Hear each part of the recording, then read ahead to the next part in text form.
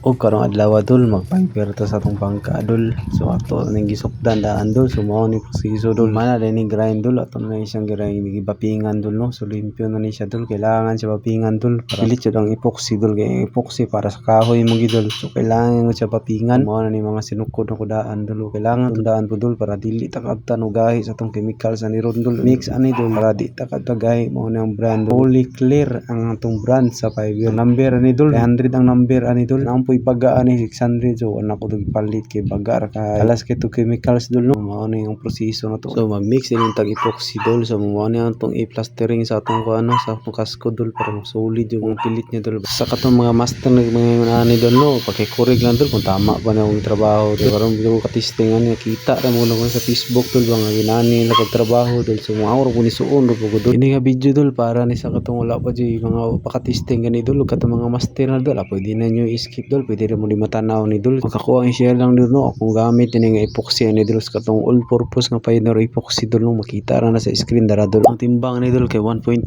kilograms dul no, so isa ka quart ni siya dul bawat isa. So na presyo ni dul, ni presyo ni siya 700 kada isa no. Wala ko ga promote ni dul lang, ako lang gusto i-share dul is mo niya nyo makita dul, basig na ipay maswito pa sa kuha ni mo sa gwapo nga epoxy ang gamiton ni dul. Akong ipahurot yun ako to akong gimix sa epoxy dul kay sayangan ko dul og dili mo kay basig maabtan tagagahi ani dul, sayang kay yung mix dul mahal ba kay epoxy dul. Yung naghihinaya plastering diri dul no. Salamat po kayo dul sa karon ganindot king panahon dul sa kaluyan jud kay inani nga sitwasyon gwapo ay trabaho dul kay init kay dul ba dili ra mo gahi epoxy dul ug may makasugod og pilit na kita. Grabe ka pilit jud dul. Ina to plastering dira dul no, is ato din ang mix na atong chemicals dul no. So mo ni atong chemicals nga atong gamiton. Polyclear gyapon ang brand ani dul no. So mo ni atong chemicals nga gamiton karon dul no. So ang ratio ani dul patangata lang dul. So kailangan technique diskarte lang gyapon. Bitaw ay ang ratio ani dul is 1:1 ra ni dul no. So kung naka isa ka lata nga resin dul, so isa ka cup ra pud siya nga reducer dul nga butanox. So mo na siya madali mo pong pag-ahit dul. So basta inana lang yun nga proseso dul no, balik-balik ra gud nga siya. Di siya pwede dul nga daghanon ni siya timpla no, kay maabtan ka kay gahi dul sayang kay 5 minutes ra ni siya dul no. So dili kay nimo siya mapahid dul, dili mo siya mahurot amo gahi din siya dul dul, sayang gahi. Kuman mo mix dul, binuluhay din brush din dul para dili kang maabtan ka gahi lagi mo naging sayang jud kayo ang item dul kung magahi ra siya dul. So katong magbuhat dul nga wala gani racing dul, pwede ra man siya lacquer thinner dul. So ginira akong gibuhat dul, isin akong gigamit dul kay inaapin ni advice o ni suggest dul mga gwapo racing daw gamit. Bitaw oy og kamo dul kung sa inyo gusto dul, pwede gunagod kung sa inyo paliton dul.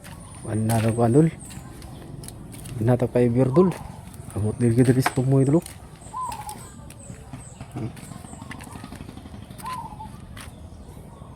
Gusto mo dul. Ning una kayo eh.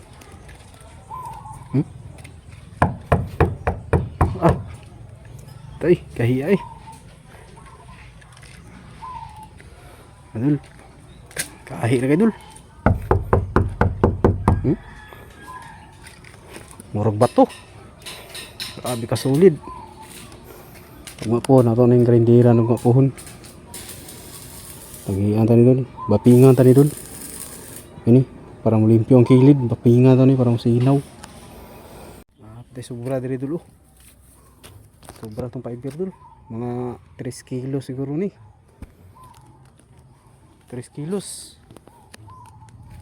Kuan kasapaw ni dul, tulo kasapaw ni dul. Nani dul oh. Sinani kanipis dul oh. Tulo kasapaw. Pakagahia dul, sulit kayo. Tadi na lang tama na tong video dul. Unta na mo nakatuna na ni nga video dul. Dili magmas dul, lungmas na dul. Dipinsa ba, dipinsa. Okay.